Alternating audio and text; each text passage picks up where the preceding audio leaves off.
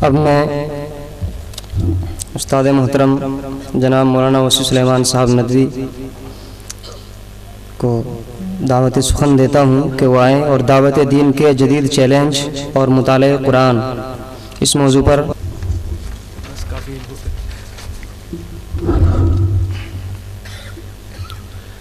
بسم اللہ الرحمن الرحیم نحمدہ و نصلی علی رسولہ الکریم اما بعد۔ حضرات، پہلی یہ وضاحت کہ دعوت دین سے مراد یہاں برادران وطن میں غیر ایمان والوں میں ایمان کی دعوت ہے۔ اس پس منظر میں موجودہ عہد میں کچھ چیلنج ہیں، کچھ ذمہ داریاں ہیں، کچھ تقاضے ہیں، ان پر اس مضمون میں اظہار خیال کیا گیا ہے۔ میں کوشش کرتا ہوں کہ چیلنج پیش کر دیے جائیں، آگے کوشش سے نتائج نکلیں گے، ہم گوتے ہیں۔ حضرات، یہ ایک یقینی حقیقت ہے اور قرآن حدیث میں اس سلسلے میں اس قدر واضح تفصیلات ہیں کہ اللہ کے نبی صلی اللہ علیہ وسلم جو خاتم النبیین ہیں، ان کے ختم نبوت کے صدقے میں اب ان کے دنیا سے رخصت ہو جانے کے بعد قیامت تک آنے والے تمام انسانوں کو دین حق پہنچانے کی ذمہ داری، قرآن کریم سے وابستہ کرنے کی ذمہ داری امت مسلمہ کے سر ہے، پوری امت کے سر۔ کل یہ بات آئی تھی کہ اللہ کے نبی صلی اللہ علیہ وآلہ وسلم کے ساتھ پوری ایک امت مبعوث کی گئی۔ ہم سب کی یہ ذمہ داری ہے کہ ہم اس کام کو انجام دیں۔ اس میں اب کسی شک و شبہ کی کوئی گنجائش نہیں رہ گئی ہے۔ ملک کے ہی نہیں بلکہ دنیا اسلام کے تقریباً تمام طبقات بھی اس حیثیت کو مانتے ہیں کہ ہماری میں نفرت پائی جاتی ہے۔ خاص طور پر ہمارے ملک ہندوستان میں جہاں مسلمان تقریباً 1000 سالوں سے آباد ہیں، ان کی مخلوط آبادیاں ہیں، انہیں ایک دوسرے کے دکھ درد میں شرکت کا موقع ملتا ہے۔ اس کے باوجود ہم اب تک برادران وطن کو اسلام کی بنیادی تعلیمات، اسلامی تہذیب، اسلامی توحید کا واضح تعارف نہیں کرا سکے۔ جب کسی غیر مسلم کو اظہار خیال کا موقع ملتا ہے تو اکثر مضحکہ خیز صورتحال دیکھنے کو ملتی ہے۔ انہیں نماز کے بارے میں، اذان کے کلمات کے بارے میں، خصوصاً اللہ اکبر کے بارے میں بھی صحیح معلومات نہیں ہیں۔ توحید خالص کا تصور جو اسلام کا امتیاز ہے، اس کے سلسلے میں ان کی معلومات انتہائی ناقص بلکہ بسا اوقات حیرت ناک ہیں۔ اس صورتحال کا سنجیدگی کے ساتھ تجزیہ کیا جائے تو اندازہ ہوتا ہے کہ اس میں ہماری غفلت اور کوتاہی کو بھی دخل ہے۔ اگر ہمارے برادران وطن اس حقیقت سے ناواقف ہیں کہ اسلام پوری انسانیت کا مذہب ہے، قرآن صرف مسلمانوں کی مذہبی کتاب نہیں ہے اور حضرت محمد صلی اللہ علیہ وسلم صرف مسلمانوں کی پیغمبر کی حیثیت سے مبعوث نہیں کیے گئے تھے، تو یہ کوئی عجیب بات نہیں کہ برادران وطن کو یہ بات نہیں معلوم۔ لیکن افسوس کی بات یہ ہے کہ خود مسلمانوں میں بھی اس سلسلے میں کوئی بیداری نہیں پائی جاتی، حالانکہ قرآن کریم کی متعدد آیات سے اس کی طرف رہنمائی ملتی ہے کہ اسلام پوری انسانیت کے لیے ہے۔ قرآن کریم کی متعدد آیات ہیں، وَمَن يَبْتَغِي غَيْرَ الْإِسْلَامِ دِينًا، قرآن کریم کے بارے میں ہے شہر رمضان الذی انزل فیہ القرآن ھدی للناس، اللہ کے رسول صلی اللہ علیہ وسلم کے بارے میں ہے انی رسول اللہ الیکم جمیعا وما ارسلناک الا کافۃ للناس وما ارسلناک الا رحمۃ للعالمین۔ اس طرح کی متعدد آیات ہیں۔ مندرجہ والا موضوع کی آیات کی بار بار تلاوت کے باوجود حاملین کتاب اپنے ہم وطنوں کو اب تک یہ باور نہیں کرا سکے کہ اے لوگو اسلام کے قریب آؤ، یہ تمہارا بھی اسی طرح دین ہے جس طرح ایک مسلمان کا ہے۔ لوگو آؤ، قرآن کریم سے استفادہ کرو، یہ جس طرح ایک مسلمان کا مذہبی صحیفہ ہے، اس طرح تمہارے لیے بھی خالق و مالک کا کلام ہے جس کا پیغام تمہارے نام بھی ہے، اور محمد رسول اللہ صرف مسلمانوں کے پیغمبر نہیں ہیں، وہ تمہارے بھی پیغمبر ہیں اور تمہاری نجات کا دار و مدار بھی انہی کی لائی ہوئی تعلیمات پر عمل میں مضمر ہے۔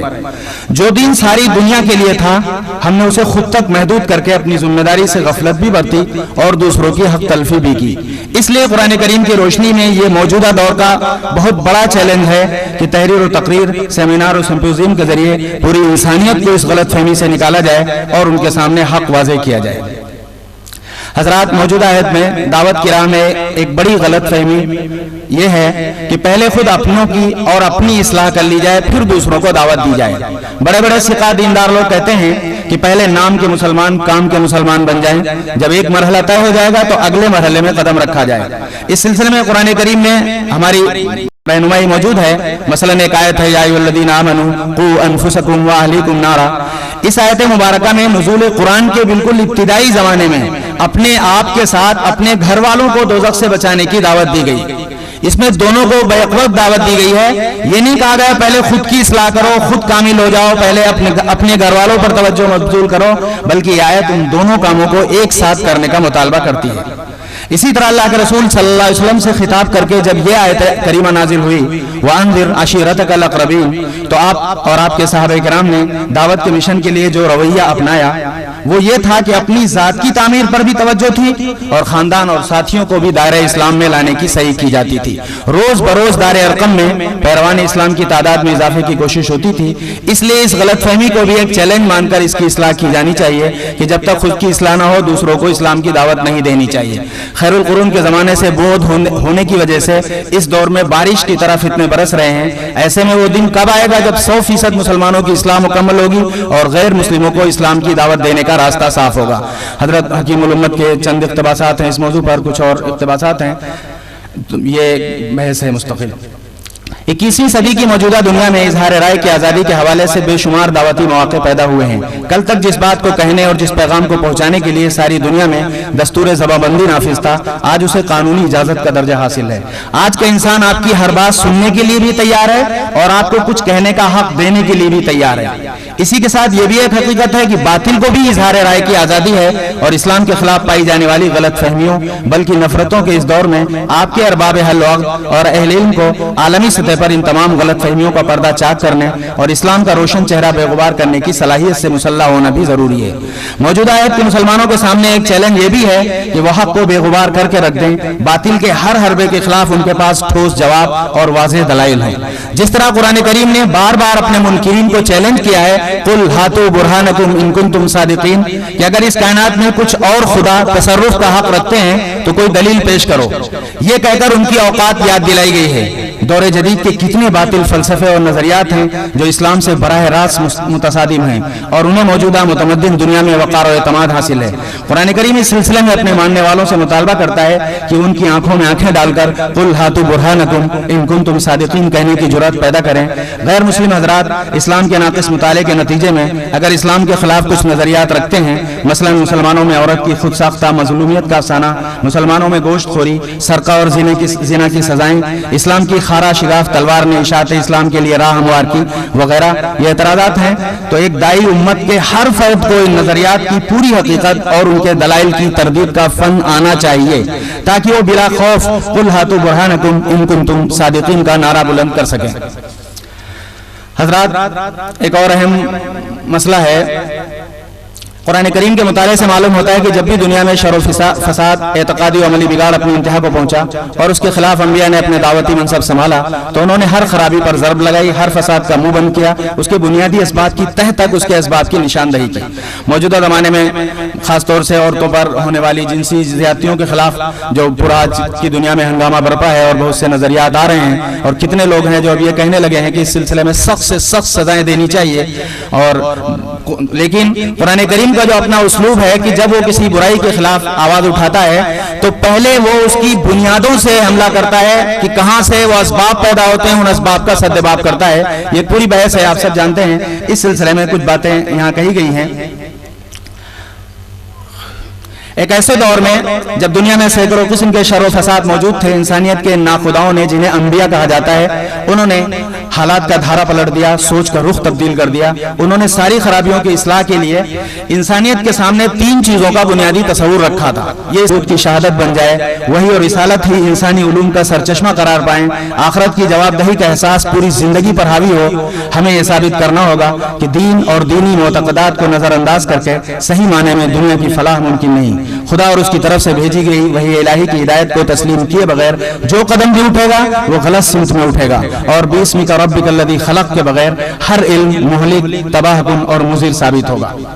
حضرات میڈیا کی برتری کے اس دور میں جب ساری دنیا دھرانگن بن گئی ہے، ذرائع ابلاغ نے انسان کو ہر پہلو سے متاثر کیا ہے، اور ترسیر و ابلاغ کے علاوہ وہ ذہن سازی اور فکر سازی کا بھی سب سے بڑا آلہ بن کر ابھرا ہے، بلکہ اب تو بڑی بڑی مہلک ایٹمی جنگیں بھی اسی کی مدد سے لڑی جا رہی ہیں۔ قرآن کریم کی ایک آیت اسوہ نبی کی روشنی میں ہماری رہنمائی کرتی ہے، فَاصْدَعْ بِمَا تُؤْمَرْ وَأَعْرِضْ عَنِ الْمُشْرِكِينَ۔ جناب رسول اللہ صلی اللہ علیہ وسلم نے اس آیت کے نزول کے بعد صفا پہاڑی پر چڑھ کر یا صباحاؤ کی آواز لگائی تھی اور اہل مکہ کو آخرت کے عذاب سے ڈرایا تھا۔ یہ ایک میڈیا تھا جس کی بلندی سے قریش مکہ کو خطاب کیا گیا تھا۔ ذرائع ابلاغ کو جب ہمارے مخالفین اپنے مقاصد کے لیے استعمال کر رہے ہیں تو اہل اسلام کو اپنے نبی کی اتباع میں موجودہ ذرائع ابلاغ کے سلسلے میں بیدار ہونے بلکہ خود کفیل ہونے اور اس کے واسطے سے اسلام کا پیغام عام کرنے کی پوری گنجائش ہے۔ مسلمانوں میں عموماً یہ خیال پایا جاتا ہے کہ جہاد صرف تیر اور تلوار کے ذریعے ہو سکتا ہے۔ ذرائع ابلاغ کے تیروں اور تلواروں کی طرف مسلمان علماء اور مبلغین کا ذہن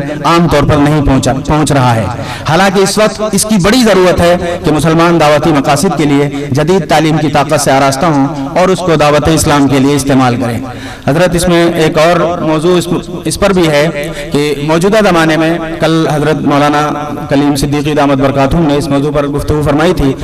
اس مقالے میں بھی اس پر روشنی ڈالی گئی ہے کہ قرآن کریم کے تراجم کی جو بنیاد ہے، کتاب ہدایت ہے، جو ہر انسان سے مخاطب ہے، اس کو دنیا کی ہر زبان میں ہونا چاہیے تھا۔ یہ ہماری ذمہ داری تھی، بنیادی دعوتی ضرورت تھی، لیکن اس سلسلے میں جو افسوسناک حد تک اعداد و شمار سامنے ہیں کہ اتنے کم زبانوں میں قرآن کریم کا ترجمہ ہوا ہے اور اس کے مقابلے میں عیسائیہ اور ان کی کتاب انجیل کا ترجمہ اتنی زیادہ زبانوں میں ہے کہ مسلمانوں کو اس سلسلے میں بھی اپنی کوتاہی محسوس کرنی چاہیے اور دعوتی ضرورت کے طور پر اسے بھی ایک چیلنج سمجھ کر دنیا کی ہر زبان میں قرآن کریم کا ایک ایسا ترجمہ جو کسی غیر مسلم کو، کسی بغیر ایمان والے کو بے جھجک دیا جا سکتا ہو، ایسا ترجمہ ہر زبان کے لائق کیا جائے، یہ بھی ہماری ایک دعوتی ضرورت ہے۔ دعوت دین حضور اکرم صلی اللہ علیہ وسلم کی زندگی کا سب سے جلی عنوان ہے۔ آپ کی پوری زندگی اسی محور کے گرد گردش کرتی ہوئی دکھائی دیتی ہے۔ اسی طرح قرآن کریم ایسی کتاب ہے جس کے عجائبات ختم ہونے میں نہیں آتے، اس لیے اس موضوع کا احاطہ کسی ایک مقالے میں نہ ممکن ہے نہ یہاں مقصود۔ وقت آ گیا ہے کہ موجودہ دور میں قرآن کریم اور سیرت طیبہ کا دعوتی پس منظر میں بڑی گہرائی کے ساتھ مطالعہ کیا جائے اور اس سے نکلنے والے نتائج کی روشنی میں ایک مرتب شکل میں دعوتی کارواں کی تشکیل کی جائے اور انسانیت کے سامنے اسلام کا پیغام، اس کا چھلکتا ہوا جام اور اس کی امانت اس کے سپرد کر کے امت مسلمہ اپنی ذمہ داری سے عہدہ برا ہو جائے۔ وآخر دعوانا ان الحمد للہ رب العالمین۔